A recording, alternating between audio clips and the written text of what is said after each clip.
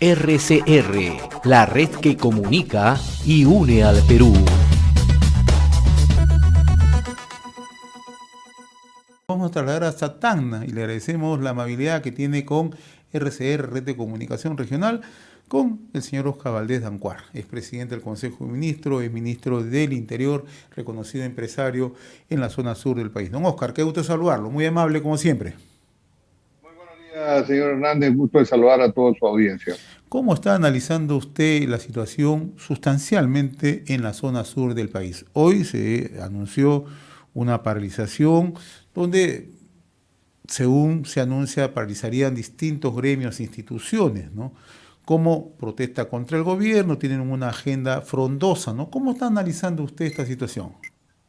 Ya mire, en lo que es Tacna, la gente no quiere el paro. La gente, los gremios, las instituciones patrióticas se han manifestado que de ninguna manera van a parar y la situación está muy tranquila. Igual manera está sucediendo en gran parte del sur, a excepción de Puno y parte de Cusco, ¿no? Que donde realmente hay la población de alguna manera está siendo incentivada a parar o amenazada también para parar, ¿no? Y esto es lamentable porque realmente acá hay intereses políticos en parar el país. Intereses políticos que vienen de parte de gente que quiere insurgir, gente que quiere crear un problema que viene de épocas anteriores, los mineros ilegales en la zona de Chala, de Nazca, y por otro lado también aquellos políticos o aspirantes a políticos que están viendo las elecciones del 24 ya muy próximas y quieren estar en la cresta de la ola para luego sacar ganancias y ser los futuros alcaldes, los futuros consejeros, regidores. Entonces creo que estas tres cosas están motivando. Yo lamento muchísimo que la presidenta de la República haya cesado prácticamente al señor Liendo. El señor Liendo es un entendido de inteligencia que le hubiera servido muchísimo a la señora Dina Boluarte. Lamentablemente, no se puede, cuando uno está a cargo del Estado, no puede ser ambivalente, no puede decir estoy con Dios y estoy con el diablo. Acá hay que estar con Dios, ¿no? Y hay que llamarlo al diablo con todo su nombre. El señor Liendo le dijo a la presidenta, o manifestó a la prensa lo que él pensaba de que habían grupos insurgentes que están detrás de estas manifestaciones, cosa que es cierto. Entonces, y lamentablemente por eso, porque la presidenta quiere tener un mensaje para estar bien con todo el mundo, flotar en el ambiente hasta que termine su periodo, entonces se está desprotegiendo al Estado. ¿Cómo queda con esta decisión de aceptar la renuncia de Juan Carlos Liendo? En las próximas horas se va a conocer su reemplazo. ¿Cuál es la mirada que tiene usted respecto al accionar de la Presidenta de la República sobre la Policía Nacional, sobre las Fuerzas Armadas, que en estos momentos están haciendo un trabajo excepcional en el país? Sí, mire, yo le diría a la presidenta Boluarte que ella, así como dice, señores, hay que ver y hay que proteger, yo quiero hacer, trabajar velar por los damnificados, los muertos, también debería ella de alguna manera pedir perdón a todos los peruanos que han estado regados en la carretera, que han estado tirados ahí sin atención médica, aquellos peruanos que realmente no han podido ir a los hospitales, no han podido hacer sus gestiones, no han podido viajar a la capital de la República, aquellos comerciantes que han perdido muchísimo dinero, a los transportistas, a ellos también debería pedirles perdón, no solamente a los 28, que yo estoy de acuerdo que se investigue, estoy de acuerdo que si ha habido excesos, que se castiguen, pero no solamente proteger a una parte, ¿no? Yo creo que la presidenta hace mal en solidarizarse con un lado nada más, solamente para buscar un rédito y una tranquilidad política. Ella es la mandataria de la nación y tiene que velar por todos los peruanos, por los policías heridos, por los militares que también hayan sido heridos, ¿no? Entonces creo que aquí la presidenta debe tener en cuenta que ella gobierna para todos los peruanos, que está en una situación de crisis, en un gobierno de transición, donde ella tiene la obligación de poner las cosas en orden y el Estado tiene que tener su participación y, por supuesto, controlando que no hayan excesos y si hay que investigar, se investigue y se sancione. Pero de ninguna manera puede tomar parte de solamente un lado para contentar a cierta prensa que la está atacando, ¿no? Usted ha sido ministro de Estado, presidente del Consejo de Ministros, asumió en su momento la cartera del Ministerio del Interior y conoce muy de cerca la importancia de la labor de inteligencia en el país y sobre todo en las circunstancias que vivimos, don Oscar, ¿no? En su carta de renuncia, Juan Carlos Liendo, el coronel Liendo, señala lo siguiente, que él se aleja debido a serias complicaciones para cumplir con las funciones asignadas de acuerdo a ley. ¿Cómo interpretamos esto? Que el señor Liendo está haciendo un trabajo minucioso, técnico, en la cual le está diciendo la verdad de lo que está sucediendo, ¿no? Como le explicaba hace un momento, están la gente que quiere subvertir el país, los que quieren hacer separar el país, hacer una política de separatismo, una escisión del sur del Perú, esa gente que quiere traicionar a la patria, porque ese es un delito de traición a la patria, el buscar que el Perú se segregue en dos naciones. También están detrás de ellos todos los mineros ilegales que ha visto usted todos los daños que causaron en Chala. Los ilegales estoy hablando, no estoy hablando de los informales, porque hay informales que necesitan formalizarse, pero estoy hablando de los ilegales. Y por otro lado también el tema de los aspirantes a políticos, ¿no? Aspirantes a las próximas elecciones. Entonces, el señor Liendo le está diciendo a la presidenta y a la opinión pública lo que debe ser. Ahora, que se reemplace al señor Liendo, estamos viendo que la Dirección Nacional de Inteligencia es todo un equipo de personas, pero se entiende que esto ha venido muy maltratado, muy mal manejado con los diferentes jefes de la DINI que lo han precedido, y se esperaba que el señor Liendo haga una reorganización, separe la paja del trigo y reordene los equipos para enfrentar todas estas crisis que no solamente van a pasar en el paro de hoy día, sino que se pueden venir hasta antes de las elecciones. Entonces, creo que hace mal la señora Presidente en cambiar a una persona que a todas luces se ve que es una persona muy eficiente y técnica. Creo que ojalá que elija a otra persona de las mismas características, pero cosa que tenemos que dudar, porque ya estamos viendo que por unas declaraciones totalmente reales que ha dado el señor de la DINI le quita la confianza. Entonces, tenemos que preocuparnos de que la señora Presidente sea mejor asesorada y que tome mejores decisiones y que estos errores que está cometiendo no se repitan, ¿no? No se repitan en este corto periodo que va a ejercer la presidencia. Usted también es analista en temas estratégicos, don Oscar. ¿Cómo analiza estos mensajes que se están dando desde el sur del país, esta agenda frondosa? Piden la renuncia a la presidenta de la República, piden el cierre del Congreso, piden que el adelanto de elecciones y la convocatoria de Asamblea Constituyente, la liberación del expresidente Pedro Castillo. Y el otro tema que ya comenzó en redes sociales a impulsarse es la posición separatista, ¿no? Impulsada desde Bolivia, hay que decirlo.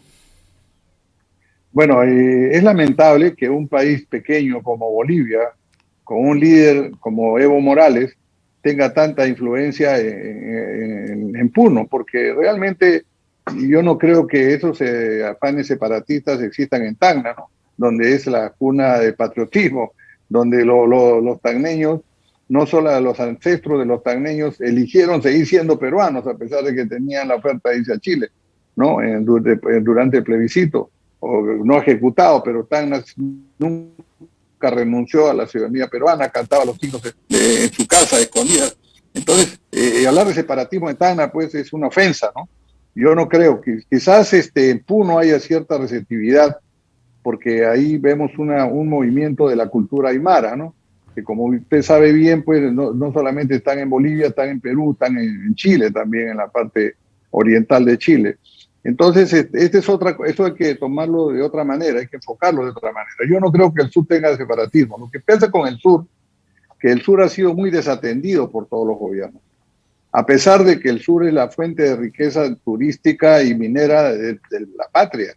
Entonces, fíjese usted, yo le pongo ejemplos concretos.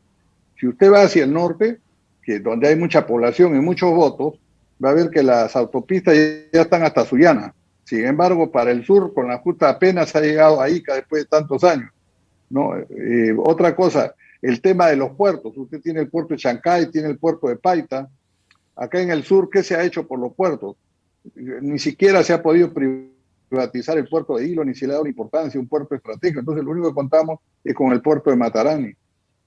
Si vemos los aeropuertos, estos aeropuertos del sur ya todos deberían tener radares, deberían poder ser internacionales, puedan arribar naves de día y de noche para que se interconecte todo el turismo del sur. Tampoco se ha hecho.